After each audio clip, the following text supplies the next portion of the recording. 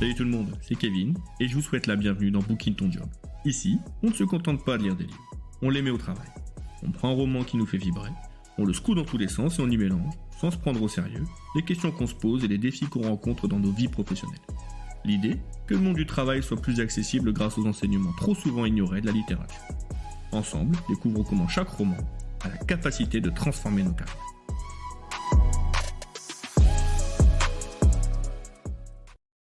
Pour ce troisième épisode de Booking Ton Job, j'ai décidé d'aborder un livre qui fascine, qui dérange, et un thème auquel nous réfléchissons trop peu et qui pourtant nous définit profondément.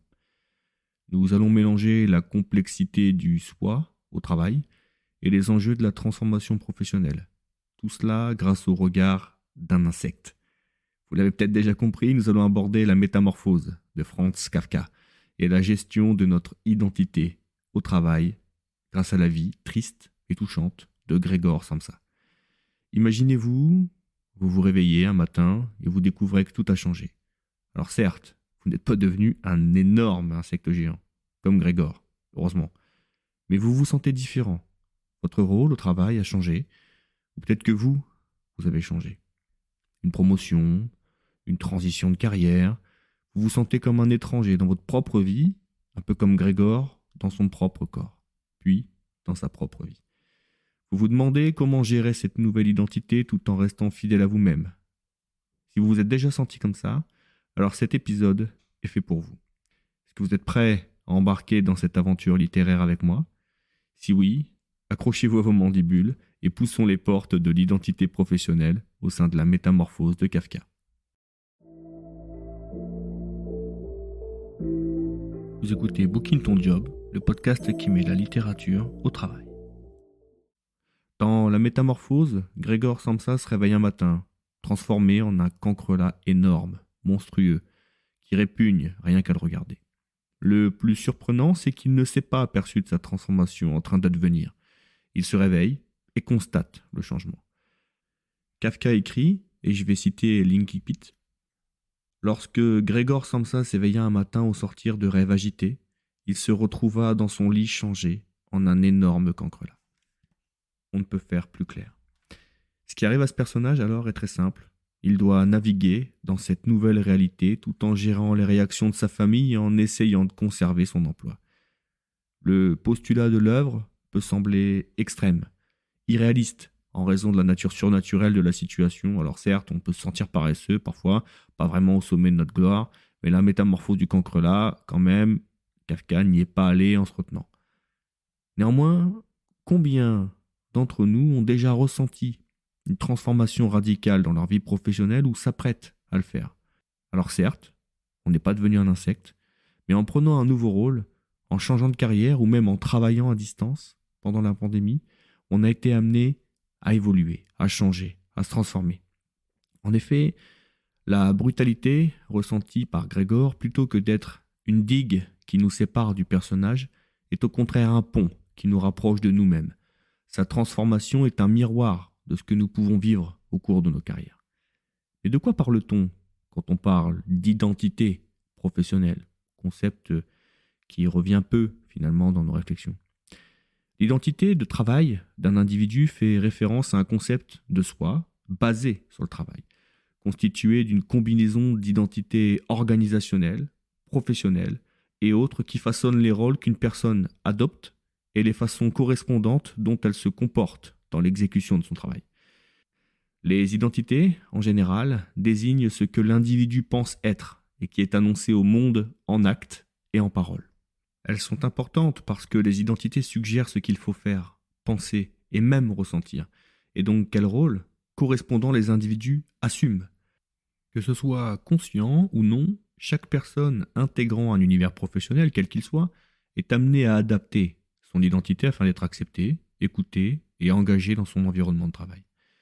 Comme Gregor se trouve projeté dans son nouvel état, très souvent, plutôt que de simplement être qui nous sommes et d'agir, parler, établir des relations d'une manière spontanée pour révéler notre nature, nous constatons très souvent que la structure même de l'organisation travail nous pousse à ajuster nos comportements et nos identités pour être acceptés. D'ailleurs, ce travail sur l'identité au travail, justement, a fait l'objet d'études qui soulignent l'intérêt d'être authentique, mais de manière adaptative. Dit autrement, on vous demande d'être vous-même, mais pas trop.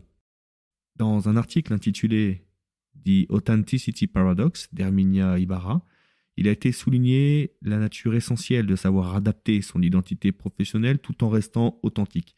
Cet article suggère que l'authenticité n'est pas une qualité fixe, mais plutôt une capacité à s'adapter et à évoluer en fonction des circonstances.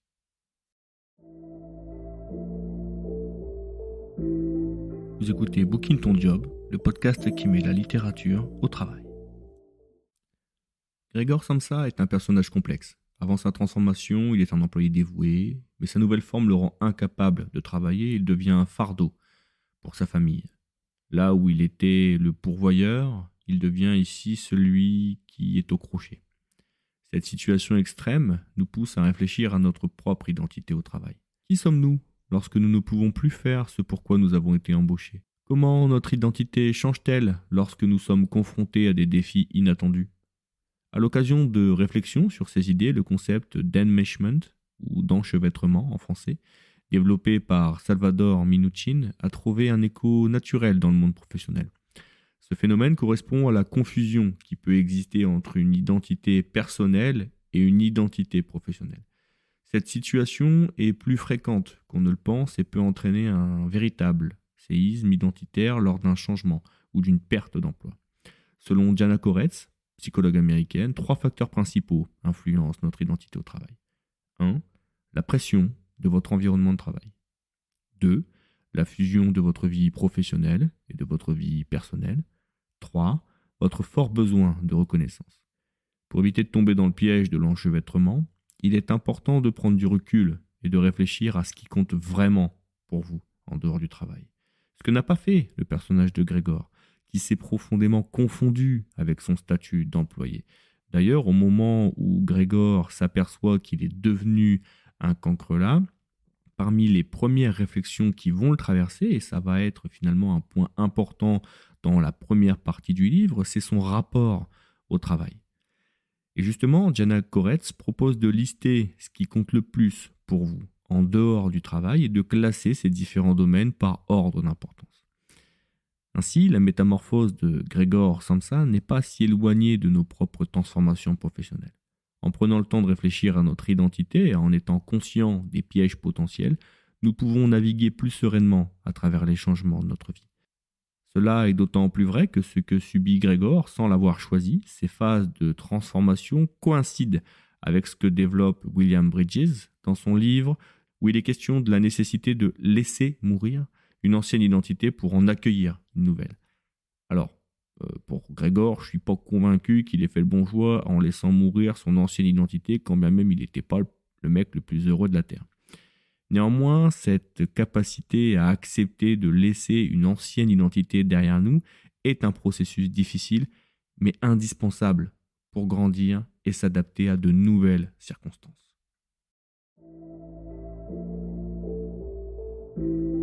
Vous écoutez Booking Ton Job, le podcast qui met la littérature au travail. Nous avons évoqué, en réfléchissant à la transformation de Gregor en cancrelat, le travail sur l'identité qu'il doit mener. Ce processus émotionnel où une personne doit ajuster son comportement et son identité pour être acceptée, selon la définition de l'Oxford Review. Mais finalement, en devenant de manière extraordinaire un insecte géant, il se sent libéré, et c'est là aussi un des grands enseignements de cette œuvre. Il s'affranchit, car elle dispose enfin d'une porte qui lui permet de se libérer de son carcan, comme lorsque sa nouvelle condition fait fuir, au début de l'œuvre, le fondé de pouvoir qui vient l'harceler chez lui pour quelques heures de retard avec une indélicatesse proprement stupéfiante. Néanmoins, échappe-t-il vraiment à une catégorisation? En réalité, non. Il est simplement projeté d'une identité à une autre, quand bien même il ne s'en rend pas compte, ou qu'il l'oublie au fur et à mesure. Renaud Saint-Saulieu, un sociologue du travail, a développé une typologie des identités au travail qui pourrait nous aider à mieux comprendre notre propre situation. Selon lui, il existe des idéotypes d'identité au travail. Le premier, le modèle fusionnel, sont des salariés qui ont peu de pouvoir individuel pour changer leurs conditions de travail. Ils compensent par une forte solidarité entre collègues. Le deuxième modèle est le négociateur. Ce sont des professionnels très qualifiés qui ont la capacité de négocier leur place et leur reconnaissance sociale dans l'entreprise grâce à leurs compétences et responsabilités. Le troisième, le modèle affinitaire. Donc, c'est un modèle qui est plus individualiste. Donc, les salariés sont motivés par leur carrière et leur ascension sociale, souvent en dehors de l'entreprise actuelle. Et 4, le modèle de retrait. Ce sont des salariés qui forment leur identité en dehors du travail. Ils sont présents physiquement dans leur entreprise, mais leur vie est ailleurs. Avant sa transformation, le personnage de Grégor se serait probablement retrouvé dans le modèle fusionnel, quoique étant déjà, en raison de ses missions, dans un cadre d'isolement préfigurateur.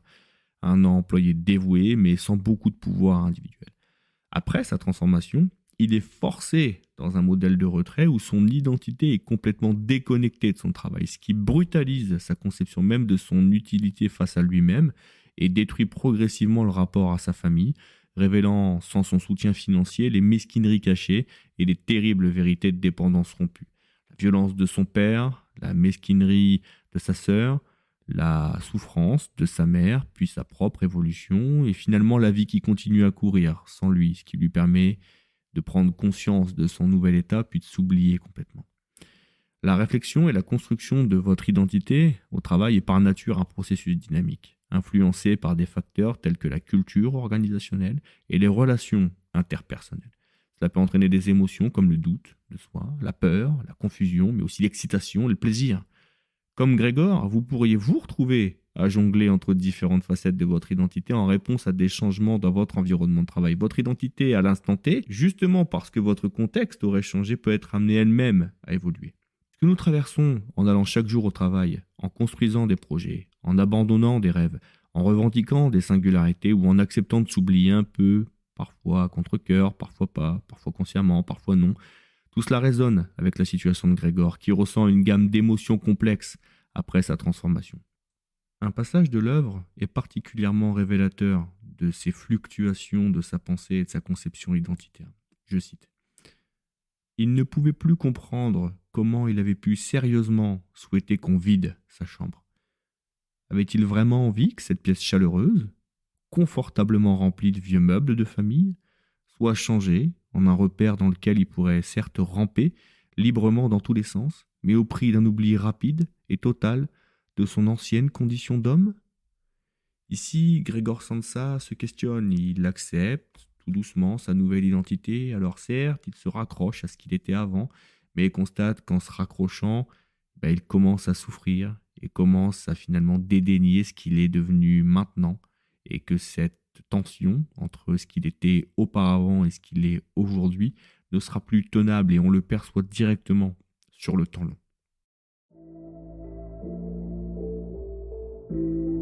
Vous écoutez Booking Ton Job, le podcast qui met la littérature au travail. Alors, qu'avons-nous appris aujourd'hui, à part le fait que de se transformer en insecte n'est pas forcément un projet de vie viable ? Tout d'abord, que la métamorphose de Kafka n'est pas seulement une histoire surréaliste. C'est un miroir dans lequel nous pouvons voir les défis de notre propre identité au travail. Sujet complexe que nous avons effleuré aujourd'hui et en constante évolution. Que vous vous reconnaissiez en Grégor Samsa avant la métamorphose ou après, très franchement je vous souhaite de ne pas avoir d'antenne, il est crucial de comprendre que notre identité n'est pas figée, qu'elle mute, et que ce qu'on ressent, ce qui peut nous bousculer, ce qui peut nous traumatiser, nous faire douter, nous créer des anxiétés, n'est rien d'autre qu'un phénomène naturel, nécessaire. Nous sommes tous confrontés à des moments où nous devons ajuster notre comportement et notre identité pour être acceptés. Et oui, cela peut être aussi inconfortable que de se réveiller en tant qu'insecte géant. Mais c'est aussi une opportunité de croissance, de réflexion, d'adaptation. Alors, la prochaine fois que vous vous sentirez comme un étranger dans votre propre carapace professionnelle, souvenez-vous de Grégor Samsa.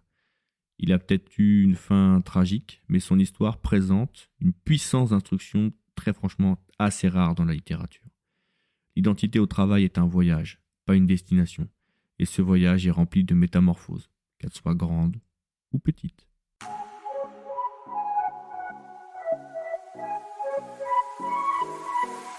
Que vous l'ayez fait en accéléré, d'une seule oreille ou pendant votre pause, je vous remercie vivement d'avoir écouté cet épisode de Booking Ton Job. J'espère que le contenu vous a plu et si c'est le cas, n'hésitez pas à vous abonner, à me mettre 5 étoiles ainsi qu'à me laisser un commentaire que je lirai avec plaisir. Je vous invite également à partager cet épisode avec vos proches, vos collègues et pourquoi pas jusqu'à votre directeur général. A très vite et en attendant, bouquinez bien.